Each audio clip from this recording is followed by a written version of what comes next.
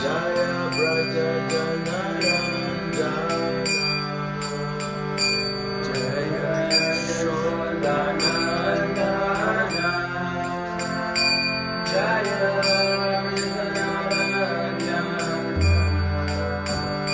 Jaya Yashodanandana Jaya Braja Jaya Yashodanandana Jaya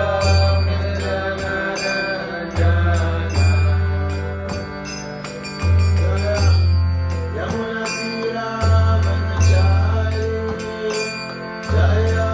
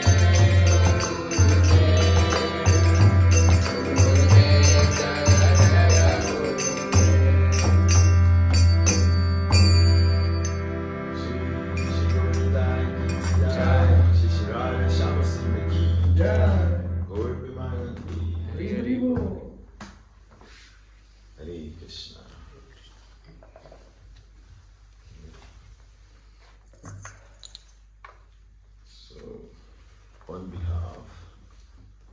Haribo. Wow, okay, I got it. Thank you. Hare Krishna.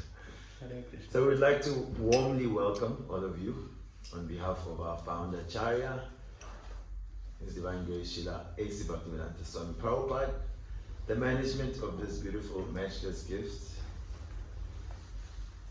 Welcome and thank you for spending time on a Saturday afternoon. There are many things you could have been doing. We don't know if they were all going to be good for you, but here you are. So thank you for coming. Welcome. We'll read from the Bhagavad Gita, where we can hear some words from Lord Krishna, just as a means of introducing Lord Krishna to our guests. Lord Krishna is understood as the supreme person. If there is a CEO of a company, then Krishna is the CEO of the entire cosmic manifestation. He's the source of all energies, therefore the source of matter and spirit. And Krishna has a diverse, unlimited personality. Therefore, he is understood in many cultures, many religions, in different ways. Just like if you have a beautiful diamond that's beautifully cut, may have been mined in the mines of Botswana. They've got good diamonds there. In the Congo, they've got good diamonds. So it has many little facets, little. If you put it to the sun, then it shimmers in different ways. So different people may perceive that diamond from different angles, get different light bouncing off that diamond. So the Supreme Person, being an unlimited person, he has an unlimited personality, unlimited qualities. And he's more known for his position as the controller of everything, as the creator of everything. But lesser known is his qualities with those who are his friends. What is his personality? How does he behave? Does he have a home life? Does he have friends? Does he have special friends?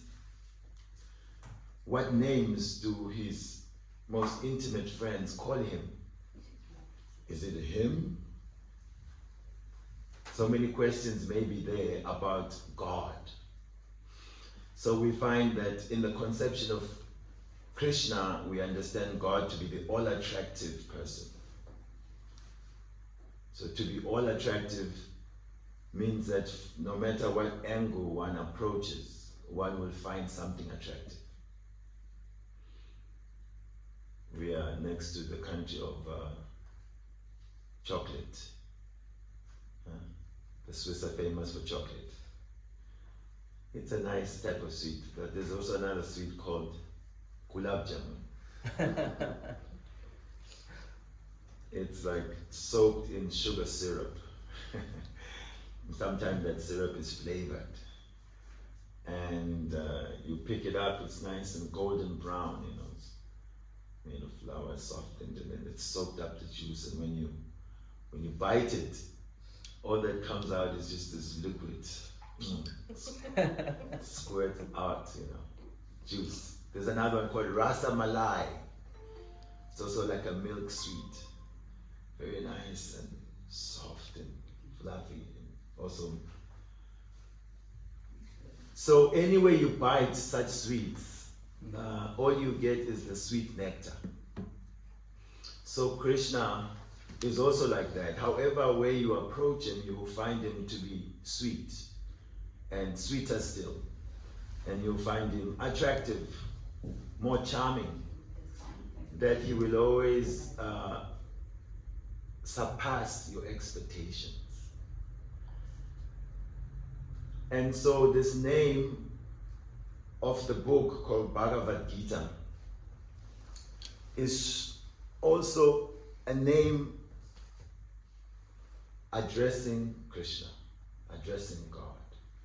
The particular name Bhagavan means one who possesses bhaga, opulences, but who possesses all opulences in full.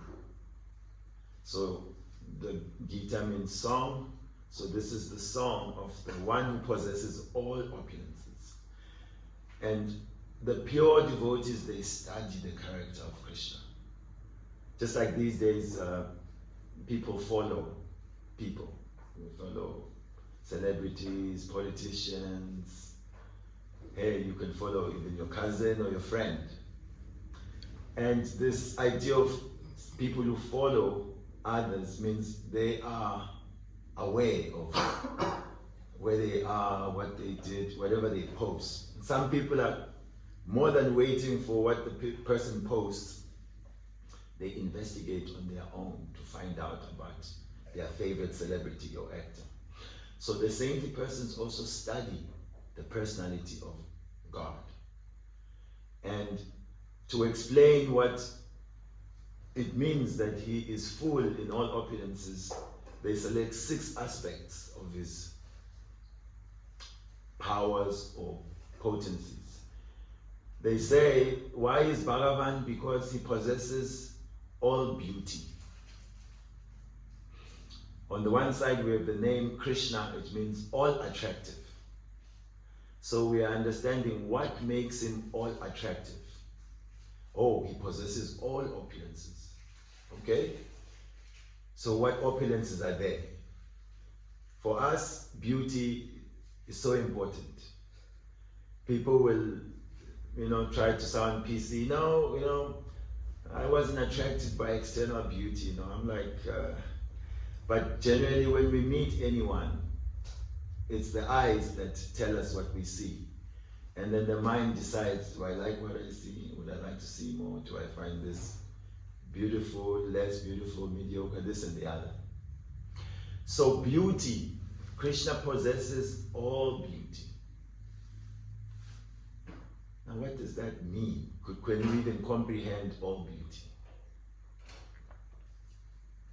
They have like Miss World pageants, Miss Universe.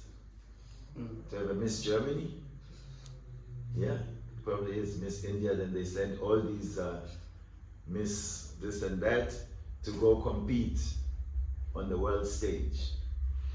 So sure enough, according to certain standards of beauty, certain ladies are selected. Oh, these are the most beautiful women of our country, bang. So to say someone is all beautiful, if you take all the Miss,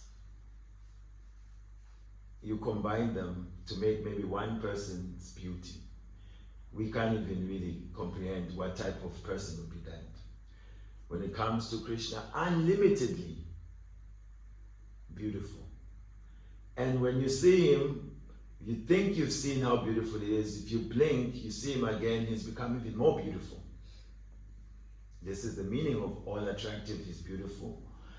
He is all famous. So how is someone who's famous attractive? We see that even in the world, There used to be one hip-hop artist, one rapper. His name was Notorious B.I.G. Don't look him up. He had a line, big, black, ugly as ever. If you just met him without knowing who he was, you wouldn't think too much about him. But then oh, he's a rapper, he's famous. He was beloved. Ladies were practically fainting, trying to get his number, screaming. But in terms of physical beauty, no, he's not like the most handsome fellow you ever saw. But because he's famous, that makes him attractive. We have that experience. Many famous people, it's not that they are beautiful, but because they are famous, they attract. Krishna has all power. So when someone is powerful, has influence, Ashwaryasya, Viryasya. Virya means power and influence. So powerful people are also attractive, right?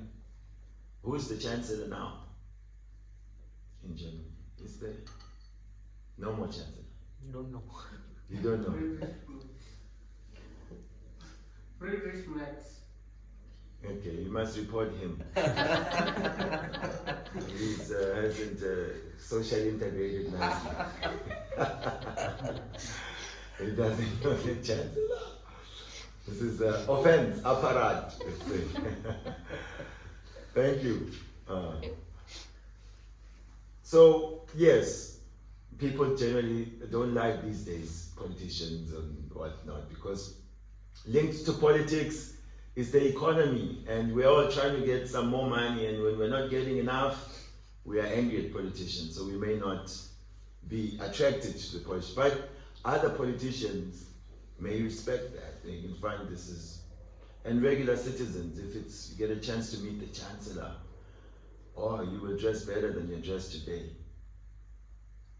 And you will come there on time. If you have an appointment with the chancellor, you come early, you're well dressed, best perfume, everything. So they have an attraction power. If someone has knowledge, we had, I think he passed away a couple of years back. What's his name? Stephen Hawkins.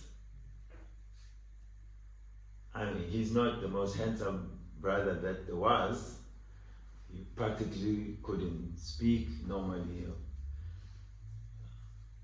But he had some mega brain. He was a big scientist. He had so much knowledge. And the world is attracted. They want to read his books, wanted to hear his thinking. So the Supreme Person possesses all knowledge. He's the source of all knowledge. Therefore, he's attractive. So others may say we're not directly attracted to the knowledge of God. But if he's the source of all knowledge, whatever department of knowledge that attracts you is coming from the source of all knowledge. Therefore, you are attracted indirectly.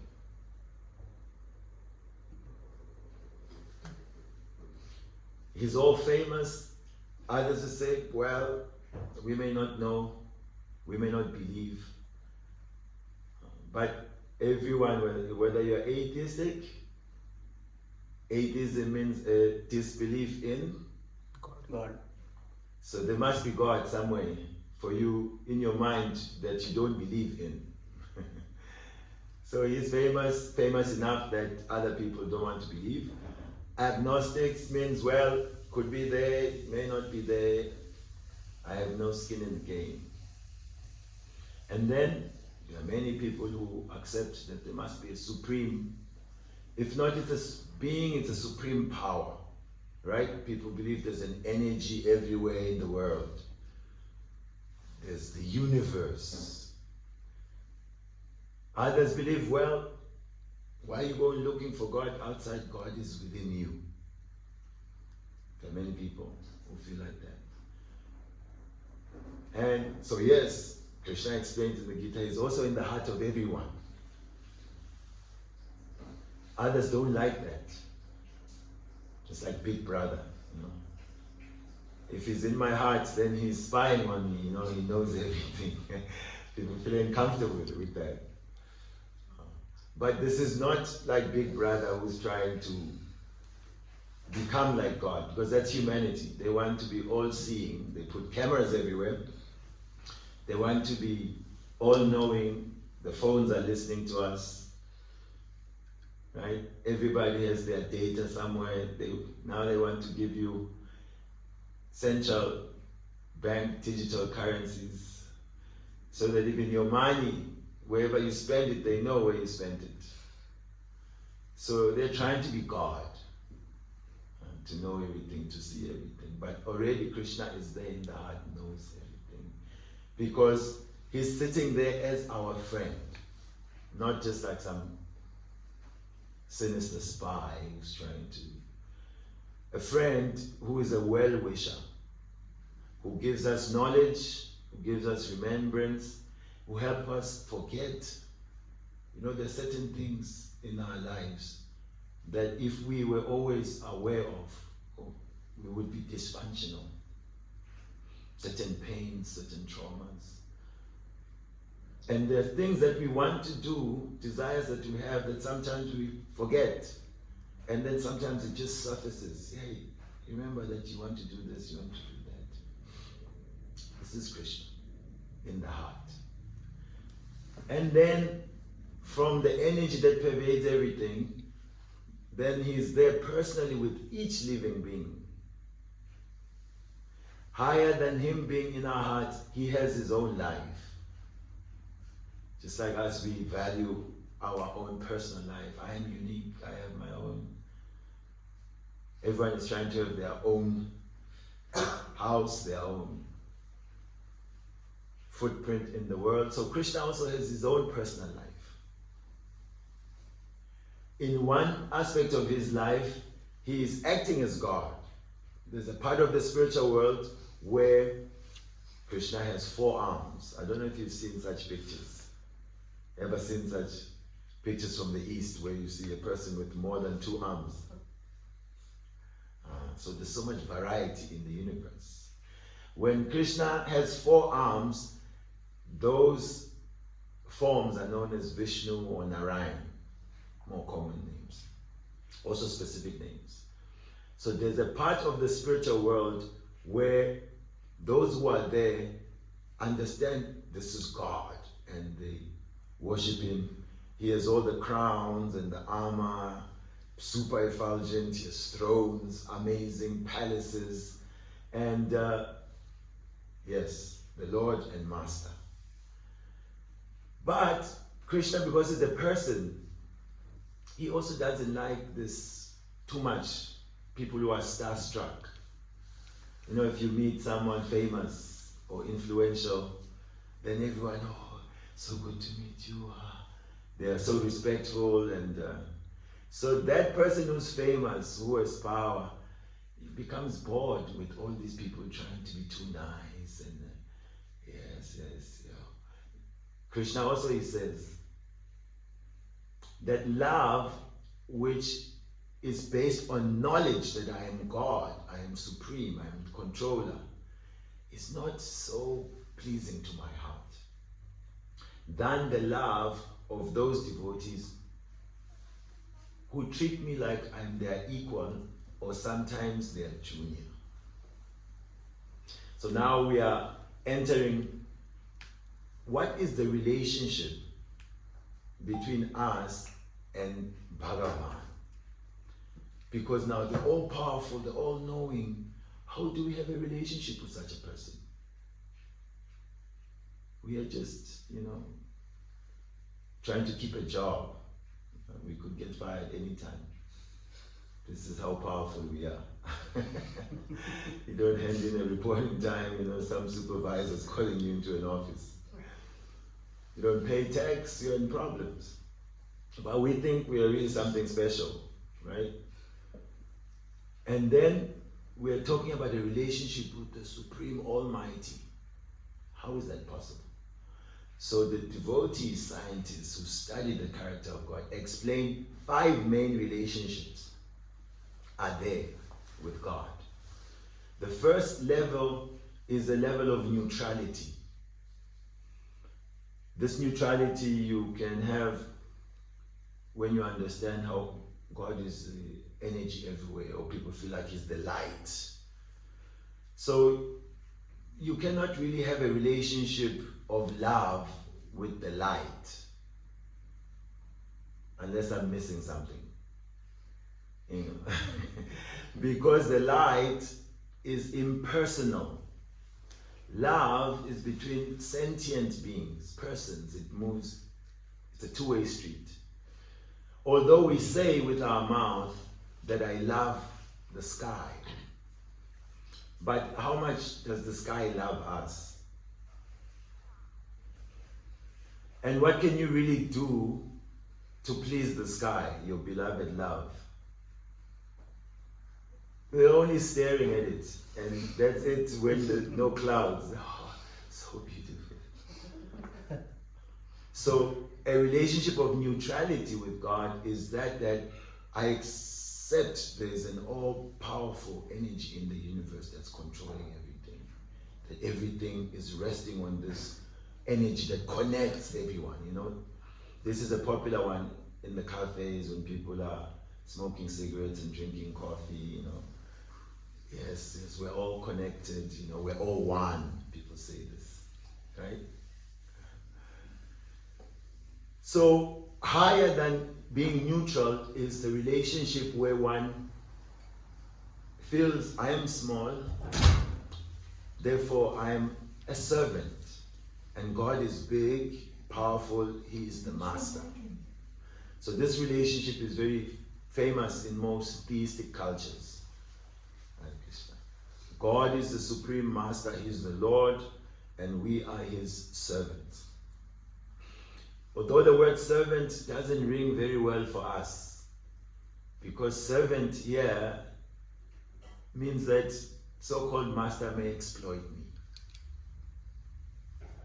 And I work overtime and I don't get compensated. I get given too much work. So a master here is synonymous to some exploiter, someone who's lording over you. So when we think of Krishna, when we think of God as a master, some people, they cringe at this.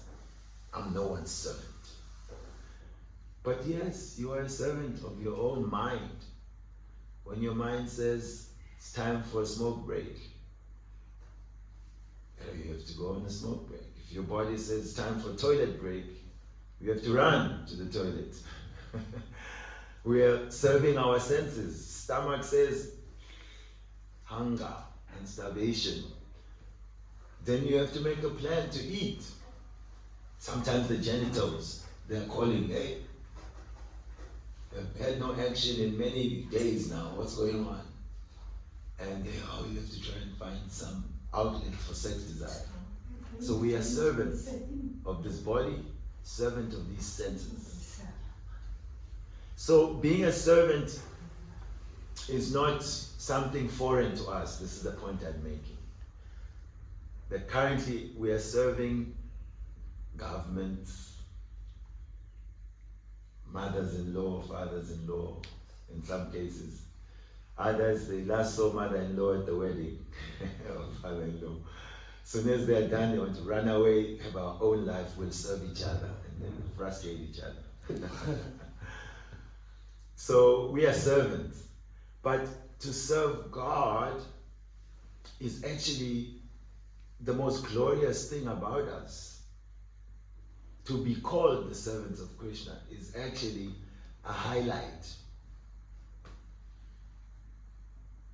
Like if you are the servant of some important famous person, or people go around telling everyone, I'm the PA of so-and-so, I'm the personal assistant of so-and-so, they put it in their CV, how many people they've been servants to. But because we're in illusion, we think that which is true and wonderful is bad. And that which is embarrassing and degraded, serving, temporary beings, this is my glory. So that's a relationship, master and servant. It's a beautiful thing. But it gets better. Another level of relationship is when the liberated soul, even the conditioned soul in I, sees God with a sense of friendship. We feel like that Krishna is our friend. He's got our back. He knows what we're going through. He's right there in the heart. So there's nothing really to hide. If you've got a good friend means they know all your secrets. Right? Whatever problems come, You're on the phone, you know what happened today? I can't believe the way she said this, he said that, and you offload and feel good. So there is an opportunity that when we have become lovers of Krishna, that we awaken to a relationship where we find him to be our dearmost friend. And in that relationship of friendship, although he's the supreme, because of love, he becomes controlled by that love of the friend. That Krishna is happy to act as if we are equals. We hear of Krishna's activities when he came over 5,000 years ago. His friends sometimes would race him. Yes. And whoever loses this race, the punishment is that he has to carry the other one on the shoulders. So sometimes Krishna would lose the race. He'd have to carry his friends on his shoulders. So this means one of the 6 qualities of Krishna we didn't mention is that he's renounced. He's not attached to the position of God. People, we tend to be, as soon as you have some position, everyone must know. I am this, I'm that, I'm the president, I'm this, Krishna is not so attached because he is God anyway. In fact, he doesn't like to carry that with him so much. So, he is happy when he doesn't have to act as God, but he has to act as a friend. So he'll carry his friends on his shoulders and he gets happiness. His friends tell him, Krishna, close your eyes, I have a nice sweet for you. And Krishna closes his eyes, expecting a nice sweet, and they throw a flower in his mouth. He chews, it's bitter. And they all laugh, have a good time. So, the process of Krishna consciousness is technically called Bhakti Yoga. Bhakti means love and devotion. So, this is love masquerading as philosophy. This whole book is a manual how to reorient us in a loving relationship, you see. Out of love, so many beautiful flowers have been arranged to put for the pleasure of Krishna. Like we like flowers, well, yes, hopefully. I mean, sometimes I had this issue. I used to wonder, what's this big deal with flowers? In the films, you see, someone buys flowers and bang, and buy me flowers. Oh, it's a problem. You never buy any flowers. And then you see flowers with this pragmatic male conditioning, and you think, okay, now you have flowers, then what? This is logic says, give me something I can work with, maybe eat or get me a car or something. But beauty, so many colors, then they are arranged in a particular way. This is a love language, affection, visual. You can smell, you can, process something more than words can express sometimes. So out of devotion and love, we are saying so many arrangements are made. This is to please us. When we see, it's also to please the Lord. So devotion connects us. There's the yoga part. We are known as bhaktas because Bhagavan, bhakta, and the relationship happens through bhakti, devotion. So there is love and devotion within our hearts. And how do we connect our love and devotion to the Supreme Lord? He has already shown love. Hey, you wanted to be in Germany and enjoy what German Germany has to offer. So some have taken birth here, some have traveled to Germany. Here I am also. There's oxygen for free. Watch out, mankind will start selling it to you. Krishna has already made water for free. He has a system where there's the sun giving us heat. Some countries get more heat than others. So if you want more heat, come to Africa. More sun, then you'll be a little bit more chirpy. Here people they've got their brown and black, those puffer jackets. Everyone's got one. Earphones. Life is tough in Germany. People in Africa think, hey, I should go to Germany, They've got the euro there, I could live in Munich and watch Bayern Munich. Life is good there. People in Germany think, oh, this is bad.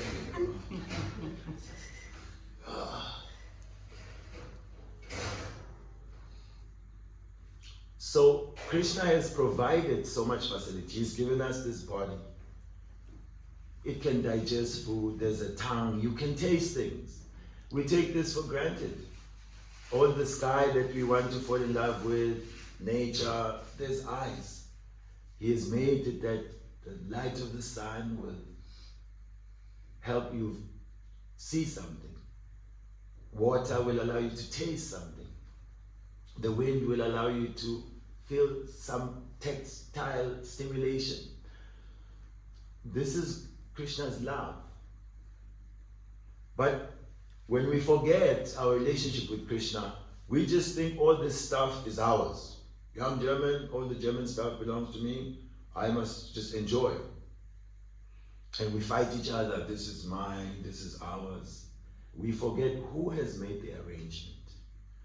So books like Bhagavad Gita are helping us to understand who we are, what this world is, who has made all this stuff, how should we use all the stuff such that we remember who we are and we function at a higher vibration, because selfishness is very low vibration, exploitation, low vibration, greed, low vibration. But service, charity, compassion, sharing, these are higher. Love, the highest of vibrations. So Krishna is then teaching bhakti, how the bhakta can connect their mind, man mana bhava mat bhakto, always think of me. How are we going to think of Krishna? He explains himself, I am the taste of water. Anyone here who's against drinking water? Can you just, I'm done with this water, That's it.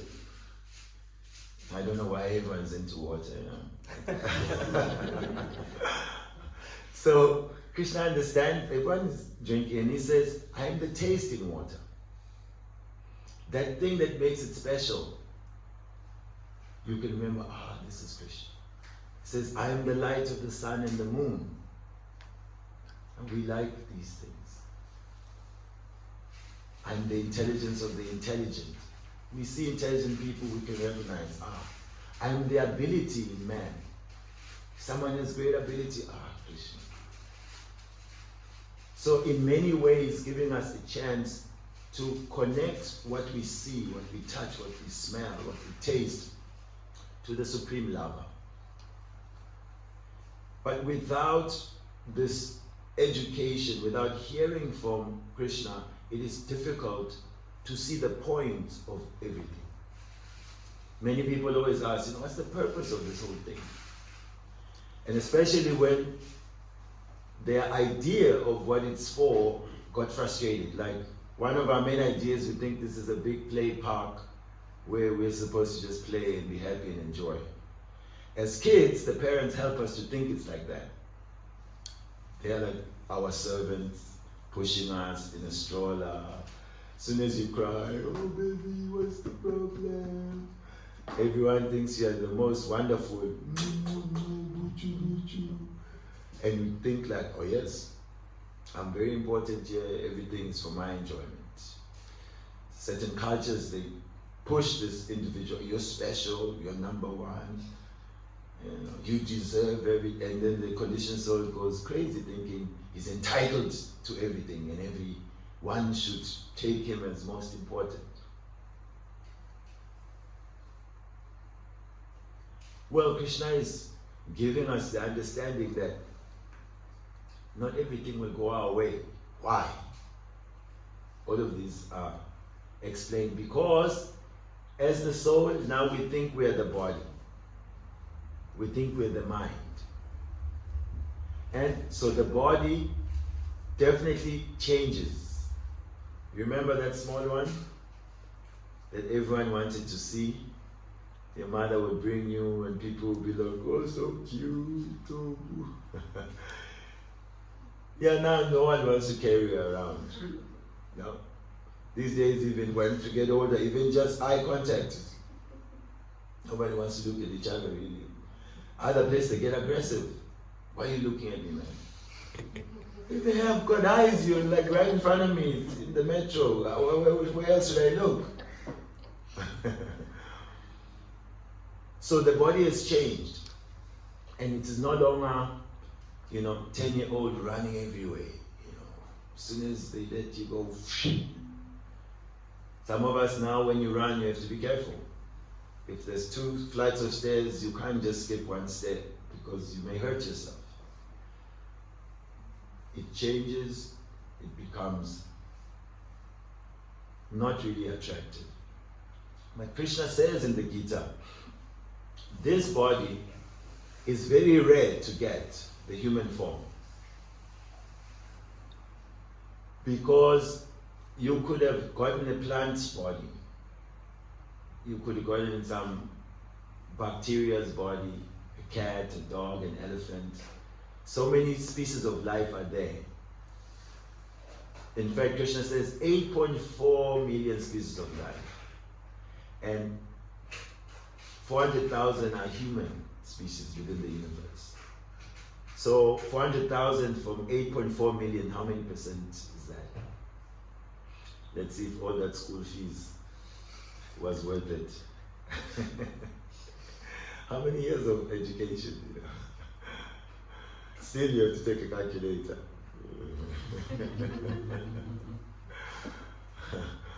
Or where have we seen 8.4 million things to actually count?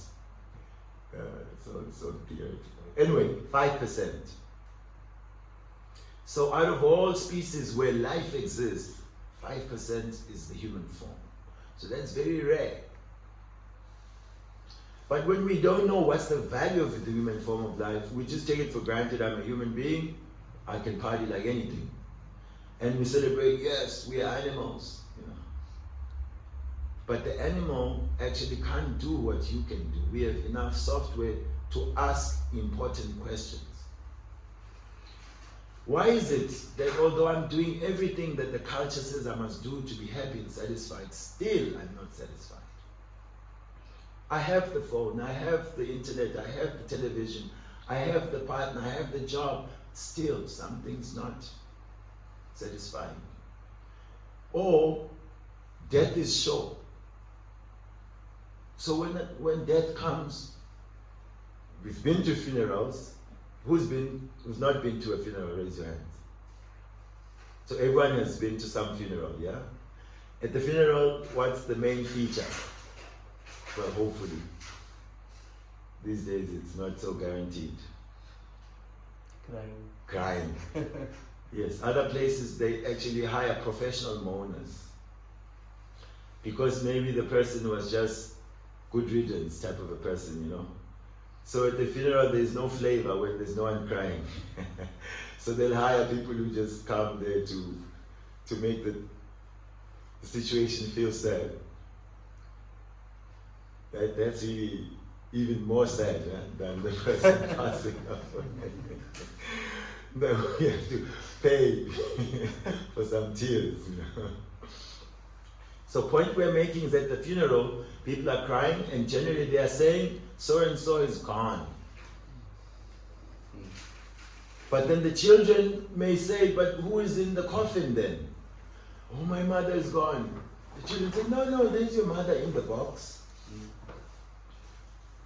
They can't comprehend, the kids. What do you mean she's gone? There. And at the funeral, you're generally well dressed, you know. I had a school friend of mine passed away. They even had like some lip gloss on her. It looked like she's about to say something. The most best dress I'd ever seen her was when her body was lying in that coffin. So who is gone? How can we say my mother's gone but we're at my mother's funeral? Then who is then in the box?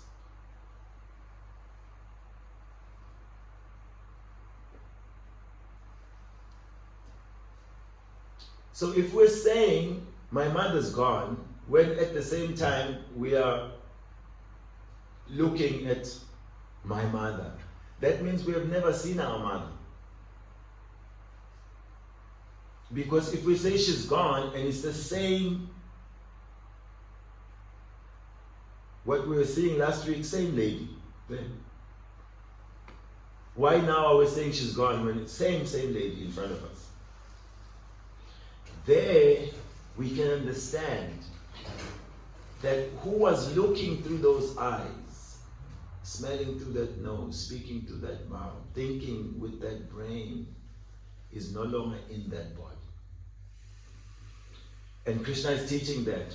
First lessons he gives in the second chapter, that we are the spirit soul. We are not the body that we live in. And that spirit soul, there's no death for him. And when we get that knowledge of who we are, spiritual beings, and it starts to sink in, because remember that all these thick layers, I'm a man, I'm a woman, I'm from this country, I'm this and that, describing the body, describing its occupation, its color, its weight, its social, economic class. These are all the identities. These days, our sexuality. It's a big thing. Everyone wants to identify according to what type of sex that they are into.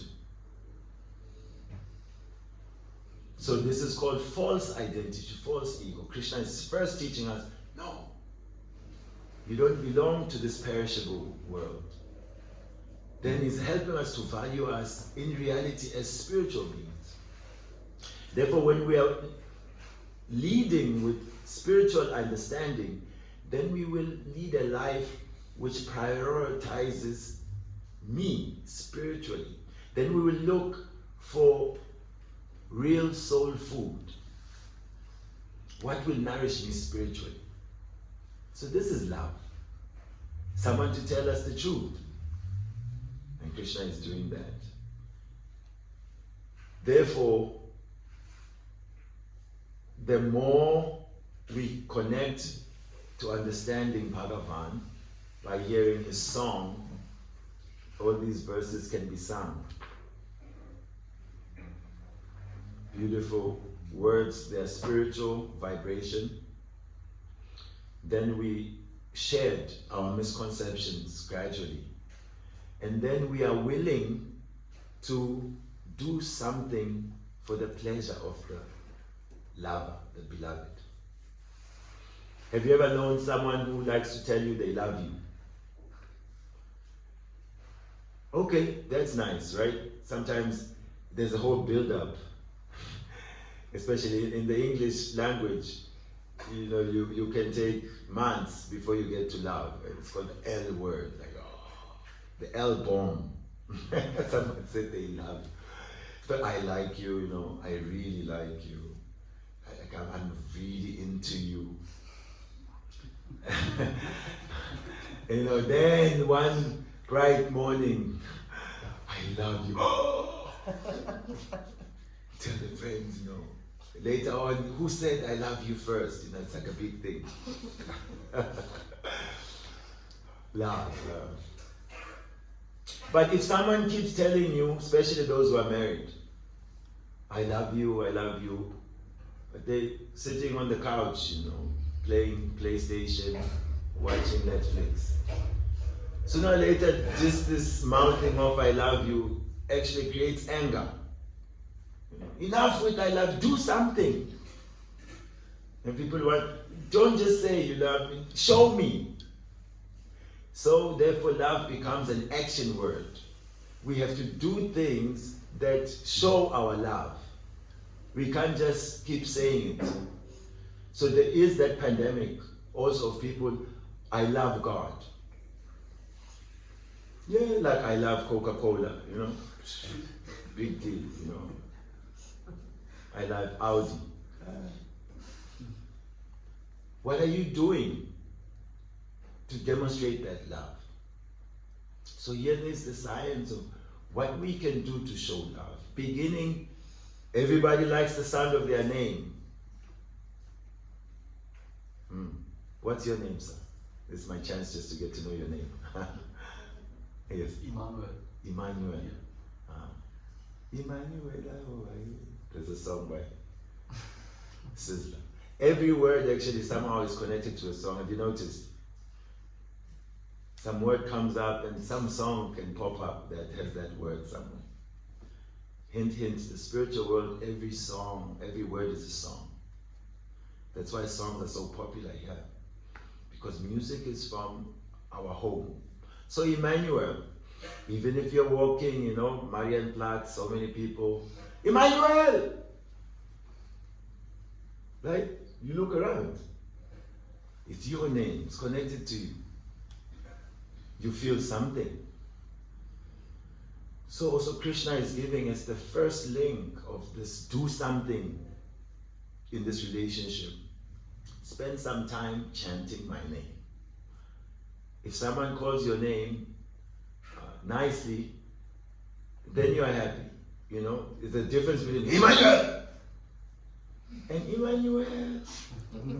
Right? It lands differently. So Krishna is teaching. You call me, you call my most beloved pleasure potency. Krishna also is in a relationship. There's the divine couple that you get to learn. Yeah. Who is that personality who owns the heart of God? We want someone to own our hearts. We want to love and be loved. Where does that come from? This idea that we need my person. Where did we get this idea from? It's intrinsic in us, because just as the Supreme Whole is a loving person, he also has his lovers, he also has his beloved unlimitedly. So the name, and so we learn to chant Hare Krishna, Hare Krishna, Krishna Krishna, Hare Hare, Hare Rama, Hare Rama, Rama Rama, Hare Hare. Now it would be very difficult when we don't understand who's this Hare, or what's this Krishna, what's this Rama. If someone says even 2 minutes chanting this, you become annoyed, because what is this? We see sometimes people, we go on the street and we're singing, Hare Krishna. They just can't believe, why these people, I saw them for 10 minutes, 1 hour singing this, what is this Krishna? It's angering, because they can see they are attached to this Krishna, but I don't know who this Krishna is. And then why should I hear his name? Right? Someone's in love, they want to always talk about their person to others.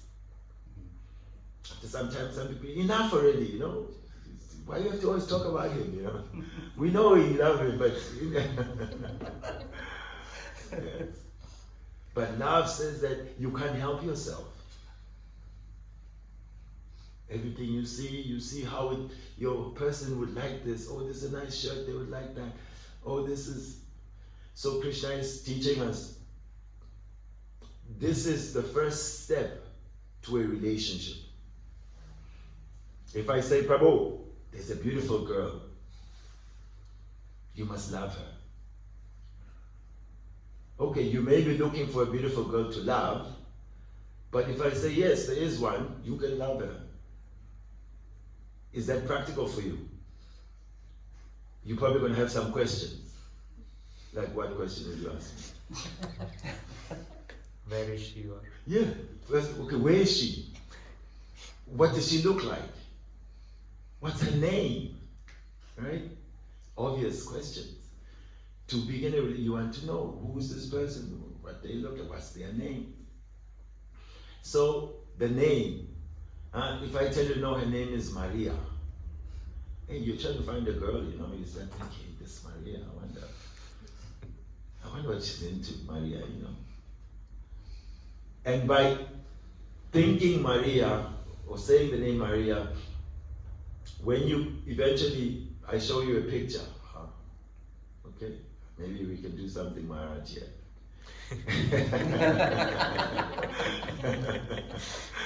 Yes, and then you go on a date with Maria.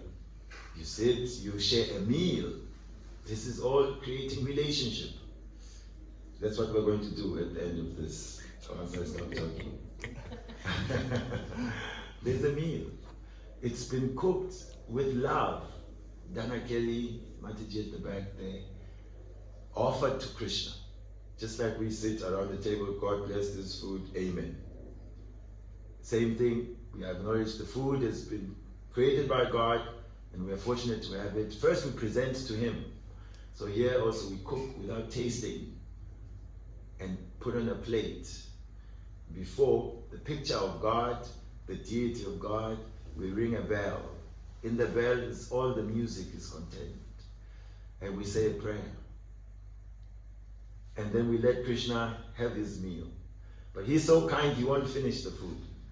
Just by hearing our prayer, he accepts the love that it's offered with. So the name is the gateway. The name, then you get to see the form of the person, then you interact with them, you get to understand their qualities, their personalities. Then you can actually develop something like love. And in the beginning of love means what? A lot of sacrifices. Yes.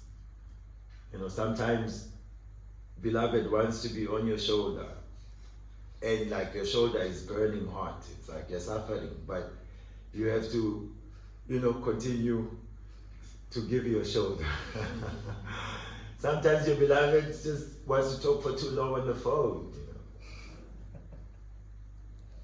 And you burn the midnight oil, You have to talk.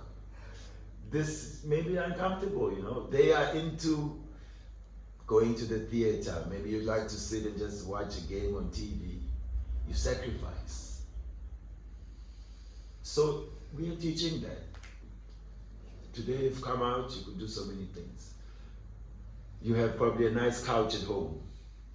Here we just give you a nice cushion, Now you can feel your legs burning a little bit. It's a bit of a sacrifice, yes? She's agreeing. So many things you have to listen to one person talking. You have many things you could be saying.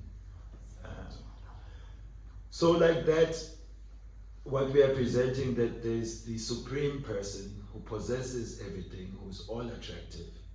He's speaking in this book. It seems like he's giving philosophy, but basically he's teaching us how to love again by giving us knowledge of who we are, where we are, and what can we action to move away from lip service, I love God.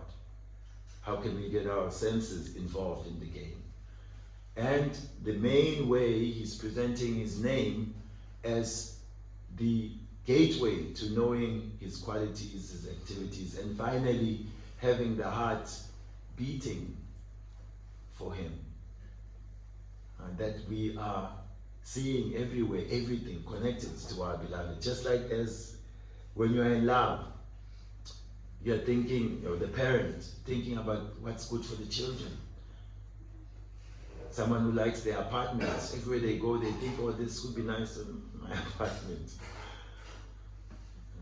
Love.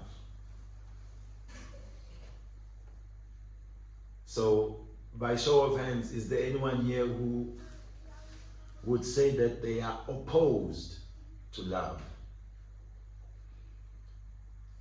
Like, I'm against this thing called love.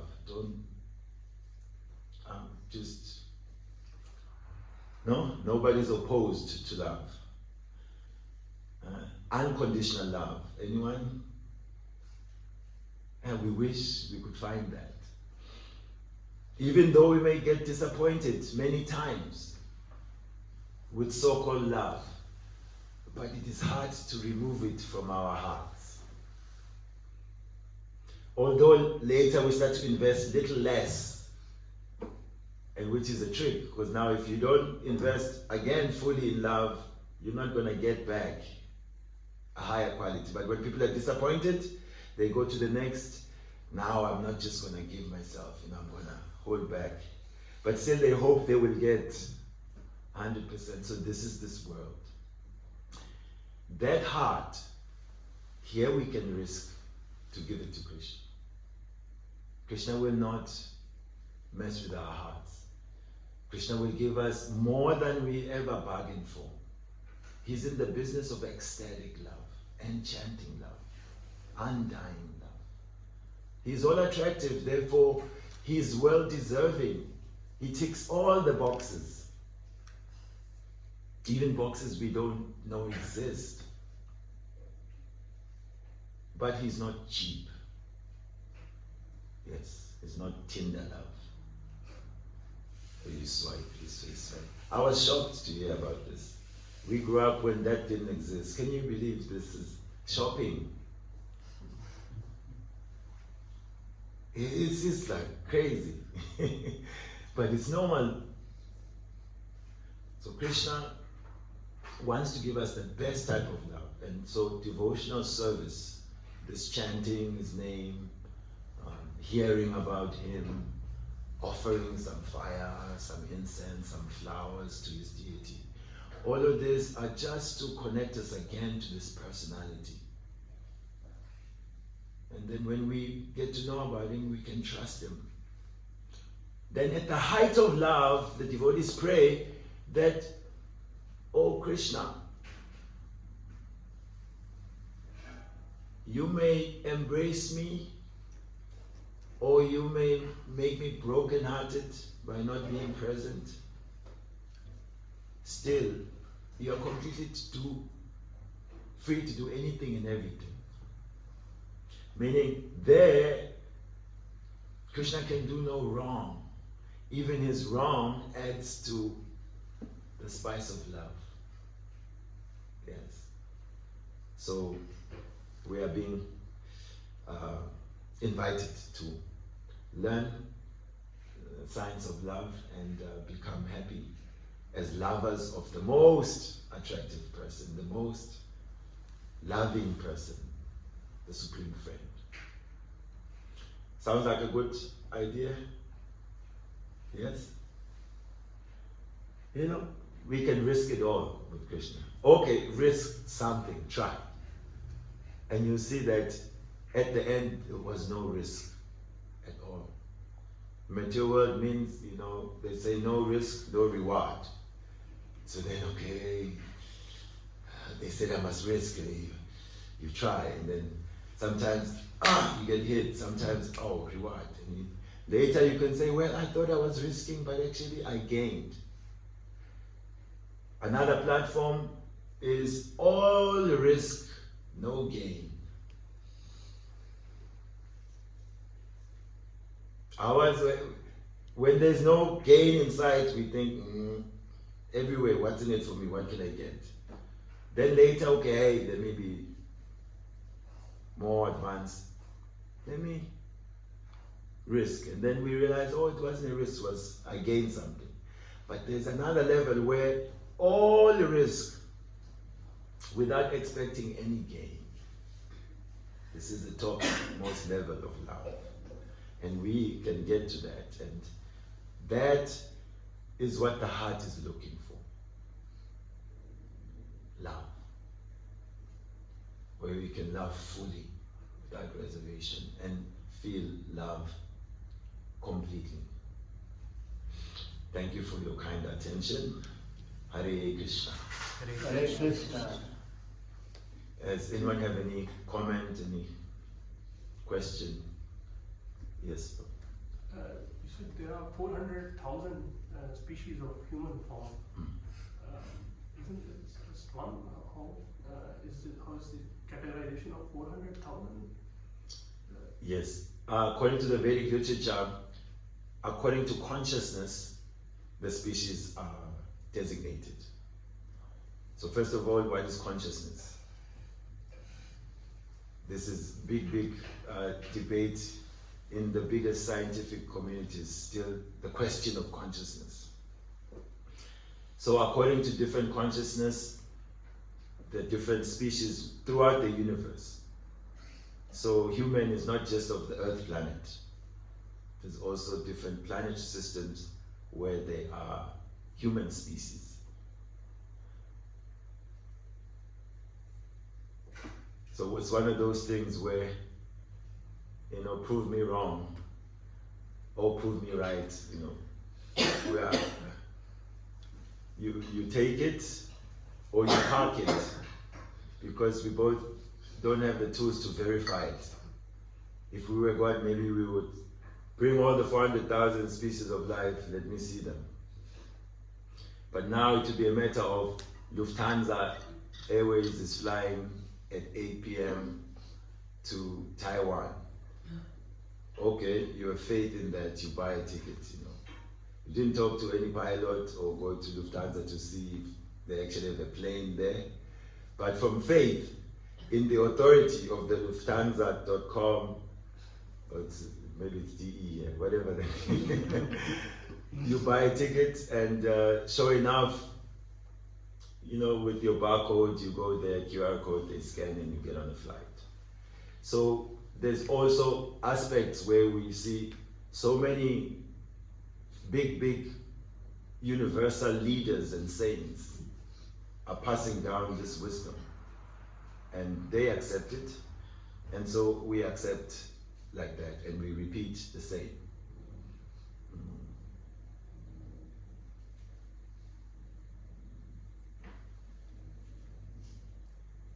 Yes, so it is rare, even just without knowing 400,000, even if you say one species of human beings, how many species of birds, of monkeys, of snakes, of insects, of fish? There's way more compared to one species of human being, for example. So even population-wise, there could be more ants in 100 square meters than there are of humans, the whole planet. So to have a human body, human form, is a very rare thing. But when you don't know what you have, you don't use it to its highest benefit. We use it like the animals. Where's food? Where's food? We eat whatever we want. Where's sex? Where's sex? Who to fight, defend, and give me good sleep. Animals are also eating, sleeping, fighting, defending. Human being, they can cultivate their future. And our future is spiritual because we're spiritual, so we should be moving in that direction. Thank you for that. Thank you. Anything else? Hare Krishna Maharaj, thank you for a very wonderful class. It's very profound. Hey, what's the time? I have to catch a train. It's 4:13 now. Okay. We will manage. We'll manage. Okay. Hare Krishna. I should first thank you. Have put it in very simple language to understand. Thank you very much. I like first a comment.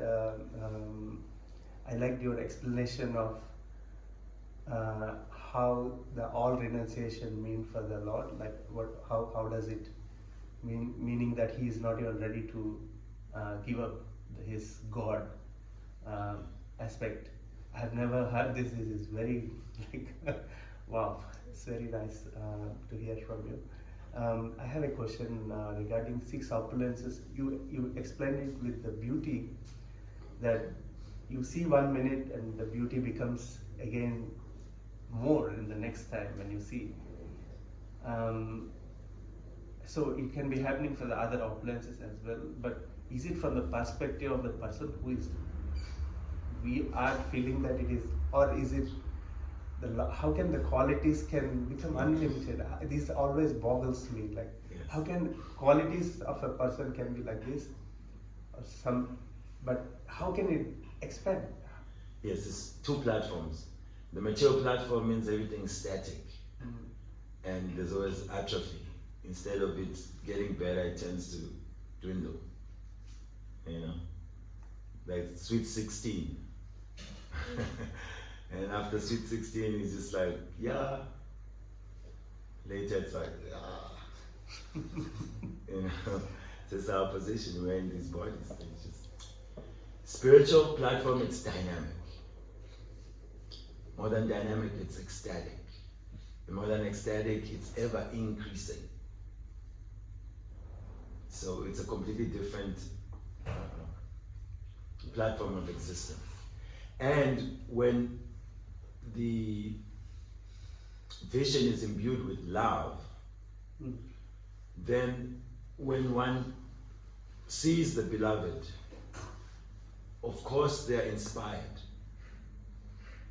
And when they're inspired, that inspiration that happens, that joy, translates in themselves becoming more attractive. It's almost like, you know, you electrocuted. So you're charged up with love. It increases the beauty. Then when Krishna sees my devotee is so beautiful by being with me, he is inspired by that. And then the devotee says, hey, you know, so it's competition of love, eternity, so always inspiring, never ending. But because we are dealing with a drop of that ocean, yeah, we can scorn at that. Nah, it sounds fake, you know. Because we have experience here that this doesn't happen. But if we are asked honestly, wouldn't we want that? Yes. Yes. Thank you, Maharaj. So it's the love with the love. It just you get. Thank you. Love is like Photoshop. Even there's something that's not right, you know, love fixes it. Photoshop. Even in this platform, when you love, you know, it's just like I could have no arms, but someone could feel completely in love. It's in the eye of the beholder, they say. It makes everything beautiful. What a wonderful world, I think to myself. Yes. Yes. In the path that we are following, the Gaudiya Vaishnava path, we always aspire for the Madhurya Rasa, or the most supreme Rasa in form of love. But the practices that we do, I feel they are usually of Dasya Ras. So why is that so? We are unqualified for practicing as if God is our beloved consort. That would be making it cheap. And so there's that hurdle of those people who make it cheap, you know, Sahajis and other, you know, Sakipekis, Gauranga. There's some, yes. So the underlying relationship for all living beings is that we are all Jivera Sarupa, Krishna Nityadas. We are eternal servants of God. From the mood of serving God and beginning with reverence. That's why when we get the understanding of the all-powerful person, then we can understand we're dealing with God. Although we get to see the sweetness of God, we should always know that it is God. Because it does get lost on us, you know. There's Krishna. We don't take him like God Almighty like this. He's like our family member, you know, our friend.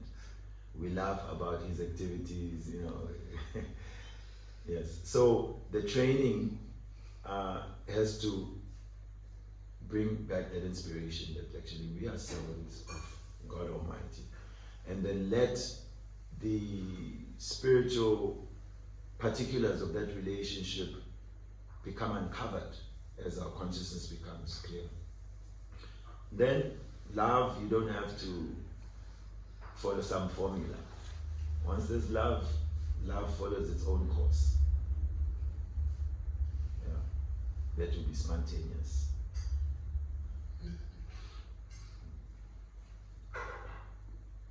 All right. So thank you very much. What's a German word for Dankeschön? Hare Krishna.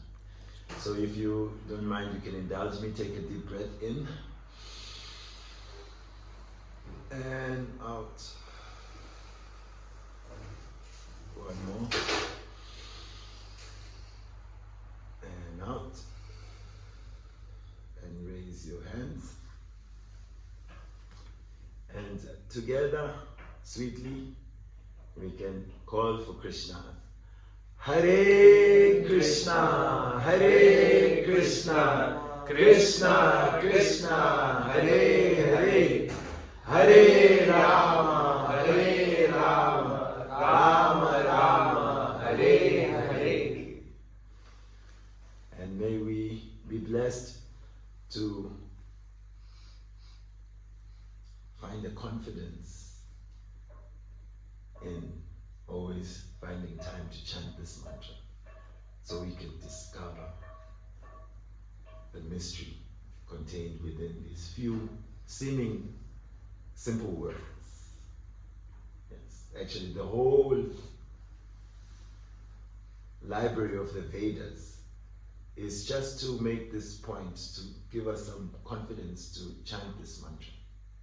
All this philosophy, yes, is to bring us to the name. So where love starts, the name.